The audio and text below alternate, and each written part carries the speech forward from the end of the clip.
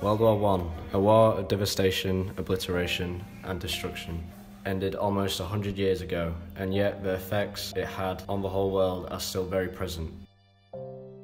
Back in 1914, the Archduke Franz Ferdinand was killed by a Serbian assassin, causing uproar throughout Austria-Hungary. Serbia refused to meet their demands of retribution. Austria-Hungary declared war on Serbia. This was the beginning of a new era, one that will never be forgotten. One by one, new countries partnered up through allies, with Germany declaring war on France and Russia, and then Britain declaring war with Germany after they invaded Belgium. The whole world and the civilization we have all spent centuries building up began to crumble. One of the most recognised and remembered events that happened in the World War was one also remembered as the bloodiest. For 5 months, the British and French armies fought the Germans in a ruthless battle of slow destruction on a 15-mile front, both pushing for more and more land. With the aim of relieving the French and weakening the Germans, it seemed like a relatively straightforward strategy. However, this plan was one that would result in death and wounds over 1 million on both sides. On the first and bloodiest day of the battle in the Somme, 19,240 British soldiers lost their lives. Sometimes it can be quite hard to picture that many people, almost being able to group them together as one story rather than the individuals they were. Through this, we decided to reach out to our local community, and with the help of one kind gentleman by the name of Barry Winter, we were able to learn about his grandfather's story. Hi, my name is Barry Winter. I'm born and bred in Howden. My family are all from Howden. I first sort of got to know about the First World War through my dad, who told me about his father. I never met my grandfather. He died in 1960, age 65.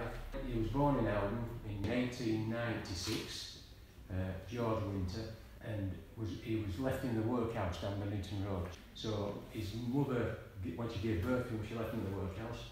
So he grew up in the workhouse.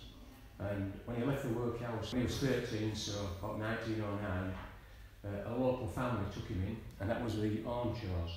So Mrs. Ornshaw took him in, brought him up as one of their own children, and he grew up with the Ornshaw family, almost like a brother to the boys. And when the First World War came about, he went to fight with the Ornshaws. Sons got killed in the First World War. So my granddad came back.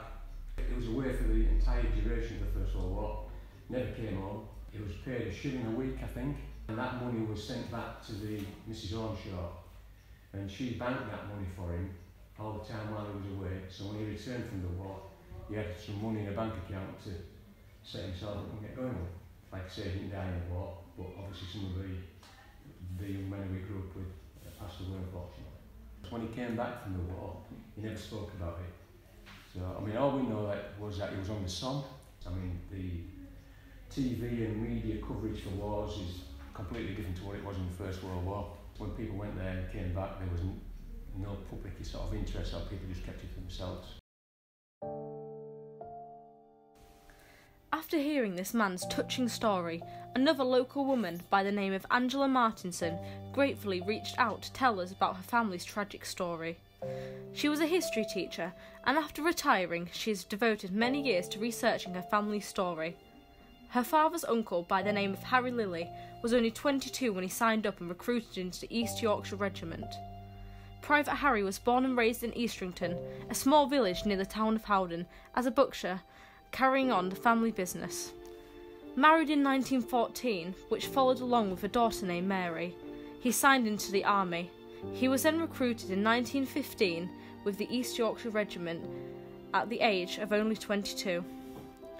He was reported missing in action 3 years later.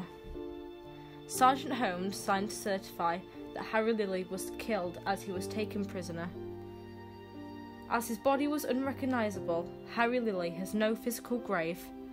He is just another name in the wall.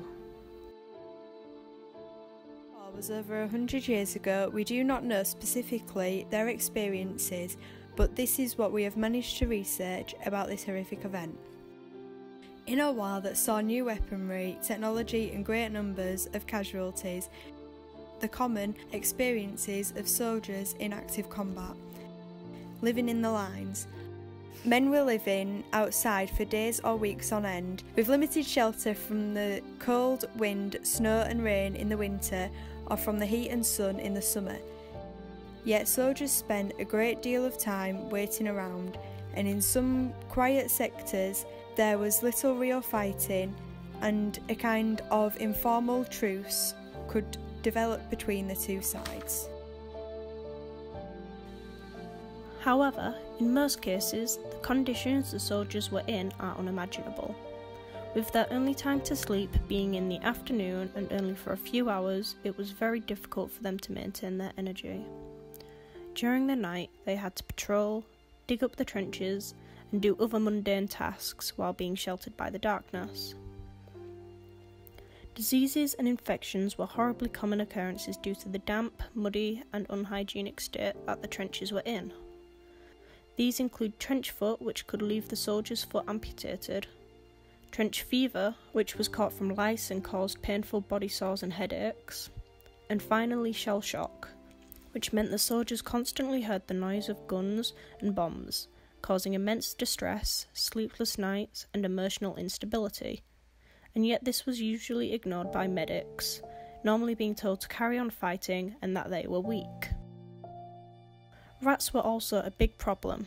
They were attracted by the scraps of food around the trenches and the decomposing bodies.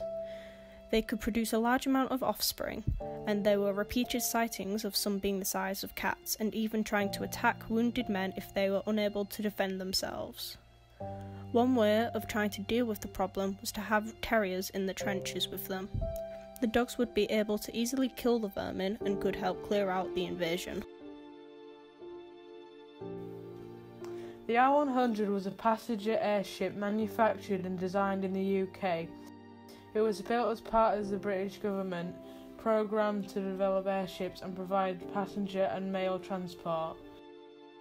Sir Barnes Wallis built the amazing airship when design started in 1925. The ship's first flight was on the 16th of December 1929. It was written in local history as a leap in our development. The R-100 measured at 216 metres long, 41 metres in diameter. Its top speed was 131 kilometres per hour, and the aircraft was nicknamed the Capitalist Airship and held 100 passengers and 44 crew members. The ship never faltered in flight, and we are still lucky to this day to have remnants of the great ship. Its sister, the R-101, was built and deployed in Carlington, but was sadly destroyed in a horrific fire. All similar ships were dismantled for safety reasons, both for the public and developers alike. The R-100 was included in these ships. Through making this video, we may not have learned the exact experience these people went through, but we feel closer to the people in our community. Many people who have come into our detachment and told us their story, we feel like we've brought them together so that they know that they aren't alone. We know their family members will never be just another name on the wall, but will always be individuals. Now, when remembering World War I, we don't just remember the millions who died, we remember their stories.